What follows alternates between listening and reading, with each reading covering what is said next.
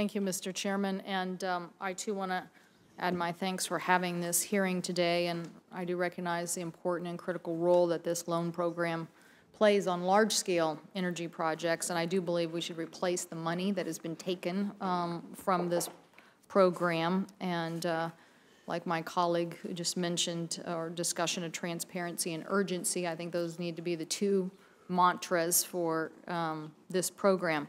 But I'd also like to get the panel's feedback on, I think my colleague from Colorado may have brought this up in the previous panel, but about the 1603 program and how it fits with this, whether you think it fits with this or how you view that reauthorization of that program and getting projects. To me, I look at the numbers and they're quite staggering. 55,000 jobs created since 2009 in wind and geothermal as a result of the program. That is the Treasury grant program.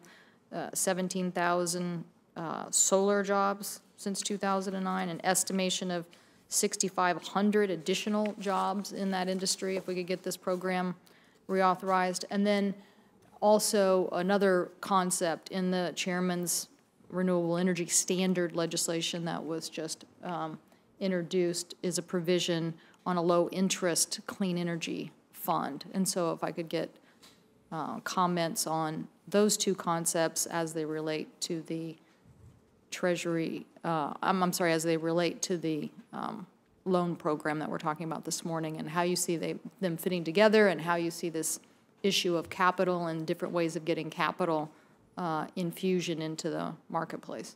So Mr. Newell or Mr. Meyerhoff, if you had any comments about that. Well, the 1603 program has been a very successful program, and we think is a critical program in order to continue to attract investment and to be able to bring renewable energy projects specifically to financial close and get them built. And right now we're seeing a flurry of activity as companies try to meet the deadlines under the current 1603 with the expiration coming up on that. And it is affecting how the loan guarantee program works, because it is really affecting what applications can go in and not go in. Because for many of these companies, if they believe they're not going to be able to get the loan application through the process in time enough to be able to qualify and bring down the 1603 Treasury grant, then they won't go through the process on the loan application. And it is difficult at this point in the process to be able to look forward. There's just not enough transparency to be able to look forward and know that you're going to be able to get through in that amount of time that we have left, and not knowing whether the 1603 will be extended. 1603 is important now because there is a real lack of tax equity available in the marketplace. And for better or for worse, the system that the U.S. uses primarily to incentivize renewable energy production is a system of tax credits. And in a time now when many companies have less appetite because of their financial conditions for tax-affected investments, it has really taken a lot of the wind out of that market, and you've seen a lot of the players leave that market. No pun intended. Yeah. No pun intended. Yeah. There was a recent study by the American Council on Renewable Energy that showed that we were about that the impact of 1603 being extended versus not was really a difference of a risk of about 100,000 jobs moving forward, and it seems like a pretty straightforward calculation to make right now. There is a question about how the loan guarantee program is structuring some of its loans with respect to the use of tax-affected structures. And there are reports of applicants being advised that they should not use tax-affected structures aggressively because those loans may have a harder time being approved through the process. And I think that's something that needs to be made much more transparent, to the extent that tax credits are the mechanism that we use to incentivize construction of renewable energy projects and other kinds of energy projects.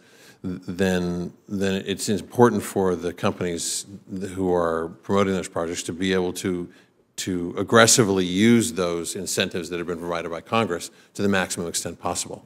And one of the areas of inquiry that we've suggested for the committee is to look at how the loan program is operating with respect to those tax structures, and we'd recommend that.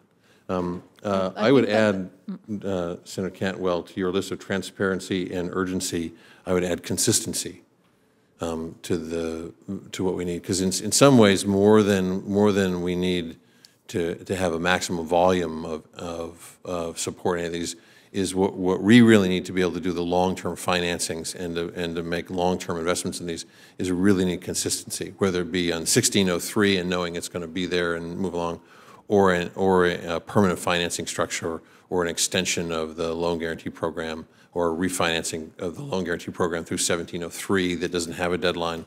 Any of those structures can work for us, but that consistency is really crucial for us.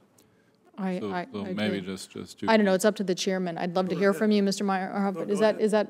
I know my time has expired, but okay. Go right ahead and okay. respond. I'll make it just quick. So I echo everything that's just been said, but I want to re-emphasize that the different programs that are in place are not harmonized. They cannibalize each other. So the 1603 grant, which is extremely important to this industry, I think there are enough studies that show there's not enough tax appetite available to realize all the projects out of different renewable sources. So, however, the 1603 program, as it cash flows through the project entity, reduces right now through the DOE application loan guarantee program, it reduces the amount of debt available. So we're taking liquidity from one part and we're moving it to the other, and we're reducing the overall economic potency that the two programs would have individually on paper. So I think it's important to harmonize those, and there's a third aspect in that which is also tax-driven, which are the accelerated depreciation. So we have the grant in lieu program, we have the DOE loan program, but the accelerated depreciation is another key economic driver. And so now you have cash-on-cash returns, but you still have a tax component in it, which still, if you really want to optimize the structure, you're still requiring tax appetite. So I think if you look at everything available, I think it would be worthwhile to analyze how to harmonize these programs to their full efficiency. I want to go back to Mr. Meyerhoff's point about cannibalization or the distinction between these programs, because I think it's critically important that we focus on the difference between the 1703 program and its, 1705, whatever you want to call that. I don't want to say mutation, but it's continuation into that program. That's about risk.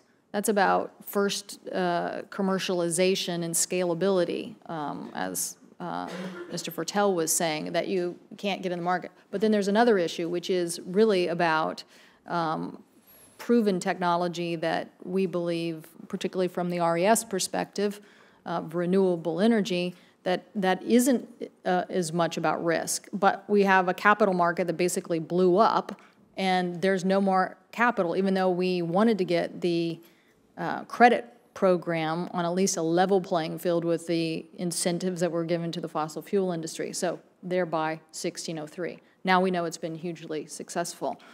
But what about the idea of low interest capital to renewable energy, clean energy projects at very low interest with a revenue stream basically as a protector, because you're having the value of electricity being produced. So now we're taking the risk out of the equation. Why that's important is because if you're talking to DOE and you're giving DOE a program that is all about risk, I guarantee you they're going to take a long time to make up their minds about things. But if you get a streamlined turnkey approach that is about less risk, and it's about getting capital to the market at low interest, then you're going to literally get these projects moving. So I'd like some comment or feedback if I'm on the right track about that distinction. Yes, so I mean, I couldn't agree more with the statement. I mean, we're looking at, as I mentioned, the 1703 program, right? That obviously allows innovation that is not quite bankable to be bankable through that program. It's a very important incubator, right, to drive further cycles of innovation, to keep R&D in this country and to motivate it. There's a lot of opportunity, obviously, in our sector to do that. Under 1705, then, as you mentioned, we're taking commercially proven technologies and we're financing them. And we're financing them through not only because the capital markets are still struggling out of a crisis, but also solar, in particular solar PV, has never issued an institutional bond. We're about, through the 1705 program, in a controlled way to issue the first solar bonds probably within the next 6 to 9 months. And the 1705 program plays a very important role in actually opening that market, educating classical institutional debt investors around the high credit quality of that generation asset. And we can do so because the institutional tranche under the 1705 program is small enough that we can do this in a controlled way, which then means over time, as we do this a few times, right, we can open the institutional capital markets for that asset class. So these programs actually, in our mind, have a certain harmony to them and allows that migration path. Now, the 1603 program, obviously, as I mentioned before, it represents the equity side of it. So the stop and go on the equity side impairs possibly all the great efforts being put in place on the debt financing, because if we don't find efficient equity to invest into these projects, we're back to square one. So the 1603 program has been extremely important. It has been extremely important also to the smaller companies and to the smaller rooftop installations that really, I think, predominantly have been executed through that program. Now, what we've encountered is, and as we're bringing now our shovel-ready projects into the market for equity investors, we've actually seen through the treatment under the DOE program that leads us to prefer tax-capable equity investors over an investor that will go with a grant, for the simple reason that I'm deleveraging the project in the DOE loan program by getting the grant through the project. So again, so this is where the cannibalization is not between 1703 and 1705, it's between 1603 and the DOE loan guarantee program, and I think that's where we can harvest some efficiency. I think, Mr. Chairman, if we're talking about jobs today, and clearly we are talking about a lot of jobs that were created in 2009, then it's about getting the equity into the marketplace through the easiest turnkey process that we can establish for capital. Thank you.